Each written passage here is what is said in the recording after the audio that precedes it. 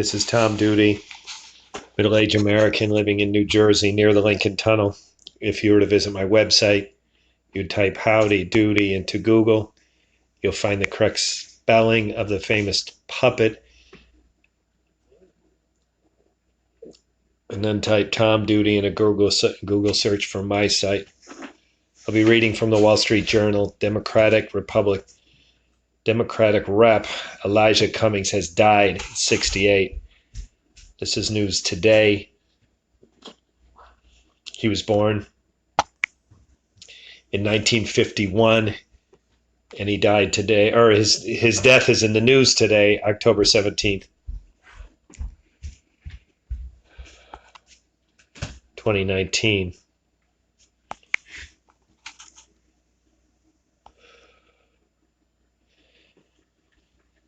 By Natalie.Andrews.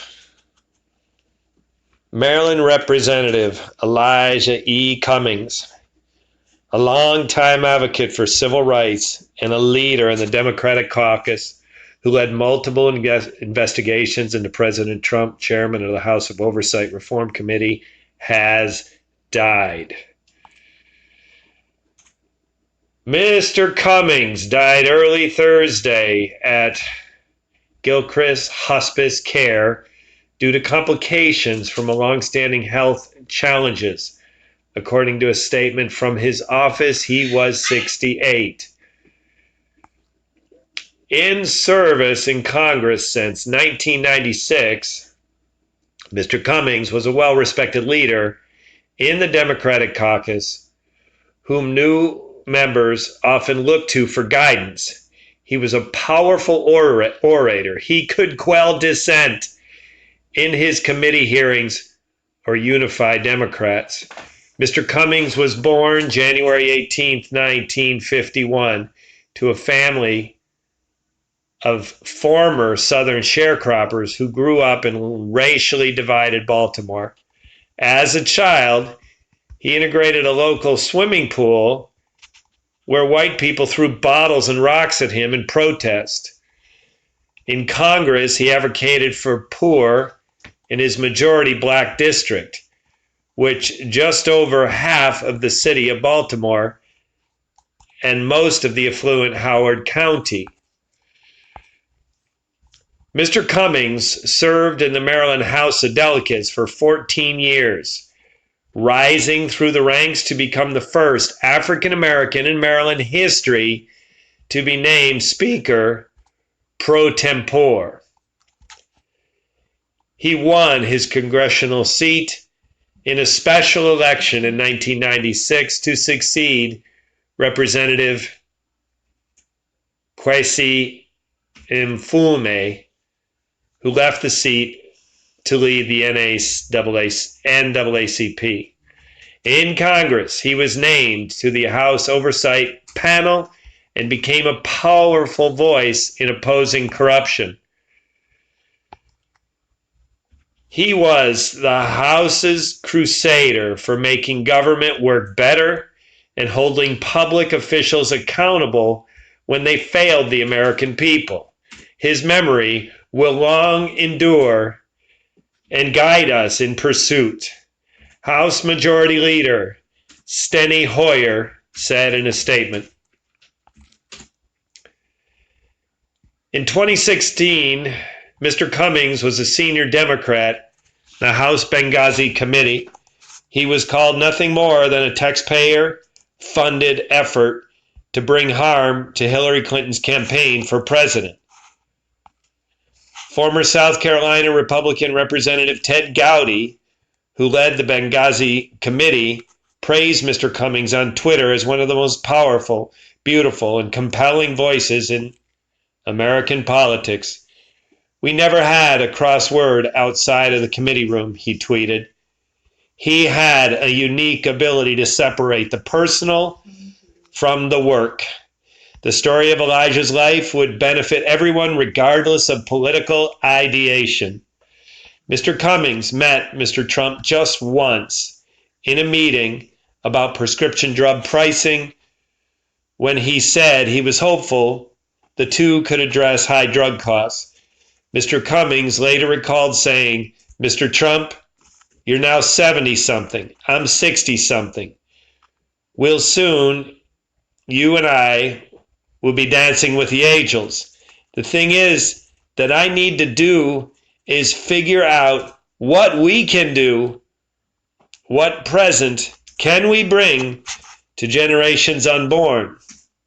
In response to his passing, Mr. Trump tweeted, "The warmest condolences to the family and many friends of Congressman Elijah Cummings. I got to see firsthand the strength, passion, and wisdom of this highly respected political leader. His work and voice on so many fronts will be very hard, if not impossible, to replace." The White House lowered its flag to half-mast Thursday morning. Wednesday, December, when Democrats took the majority this year, Mr. Cummings assumed the role of chairman of the Oversight Committee. He immediately moved to investigate White House security clearances.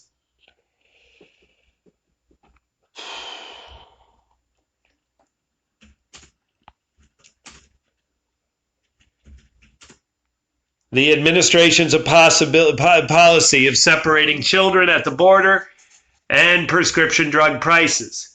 The committee is also fighting in court to receive the president's financial record.